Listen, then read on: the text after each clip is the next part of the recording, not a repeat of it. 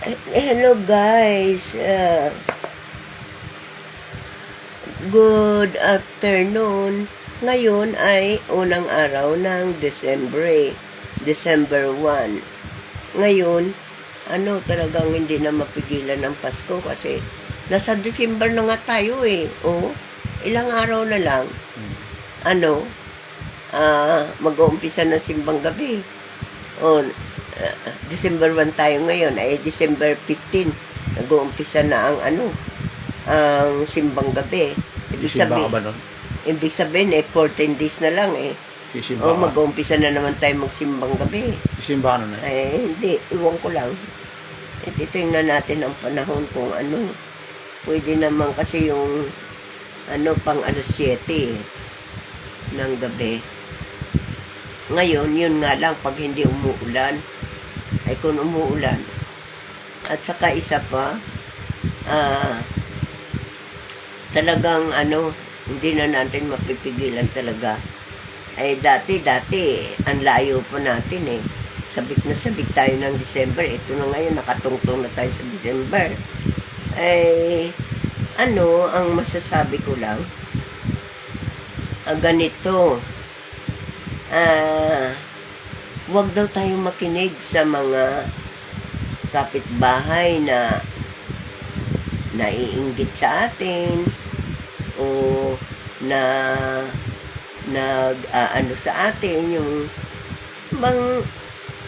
porkit nakikita tayo na medyo masarap ang ulam, sasabihin, naku, ang sarap ng ulam nila, ang yabang, no? Ganyan. Wag natin yun naiintindihin, yung mga ganun. Lagi tayong magpapakumbaba. Wala, makipagmabutihan lang sa kanila kahit sila ay sobrang inggit at sobrang inis sa atin.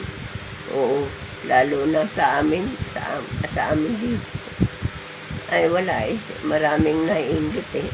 Hindi malaman kung tapos ayaw pa nila nung malalamangan sila. Oo. Kaya ako, andito na lang, halos magtago na nga ako. Hindi na ako gaanong naglalabas ng bahay. Kasi mahirap kung maglalabas pa ako ng bahay. Sabihin eh, mayaman ka na, ganito, ganyan. Hindi. Wala akong pinag-iyabangan, wala akong yaman. Mahirap, no? Hindi maintindihan ng mga tao ngayon. Maraming salamat ha. Kung mabaltaan kang may pera, kaya araw-arawin ka ng utang daw, at hingi, ganyan. Kasi hindi ko alam kung anong nangyayari sa buhay natin. Ako, hindi naman ako nagpapautang.